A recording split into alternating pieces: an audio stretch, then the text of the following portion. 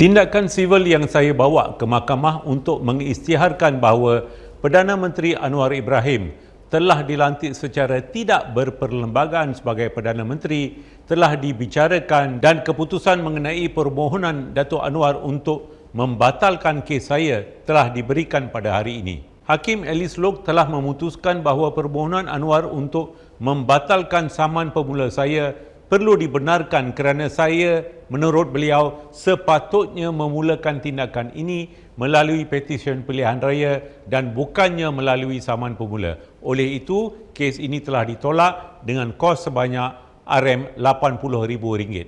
Walaupun saya kecewa dengan keputusan tersebut, hakikatnya Anwar Ibrahim tidak mendapat pembatalan kehilangan kelayakannya untuk bertanding dalam pilihan raya pada November 2022 daripada Yang di-Pertuan Agong. Di mahkamah hari ini, peguam pihak defendant sekali lagi mengakui dan saya petik kenyataan beliau. Saya ingin menjelaskan kerana ini adalah kes berkepentingan awam bahawa ya, secara fakta, kehilangan kelayakan itu tidak dibatalkan.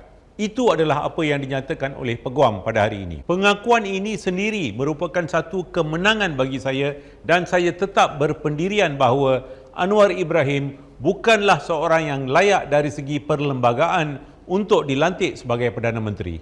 Saya telah berbincang dengan peguam saya dan saya berhasrat untuk merayu keputusan Mahkamah Tinggi pada hari ini. Walaupun saya kalah di Mahkamah Tinggi, saya berpendapat bahawa soal keperlembagaan tidak boleh dikompromi dalam apa juga keadaan. Anwar Ibrahim telah menerima pengampunan di bawah perkara 42 perlembagaan. Ini bermakna beliau tidak menerima pengampunan bebas di bawah perkara 48-1-I dan jika beliau tidak mendapat pembatalan kehilangan kelayakan dari Yang di-Pertuan Agong di bawah perkara 48-3, ini bermakna beliau tidak layak menjadi Perdana Menteri. Datuk Anwar mengetahui perkara ini dengan sangat jelas. Namun mahkamah menyatakan bahawa saya sepatutnya membawa perkara ini di bawah Akta Kesalahan Pilihan Raya dan perkara 118 Perlembagaan Persekutuan. Tindakan saya bukanlah cabaran terhadap pilihan raya,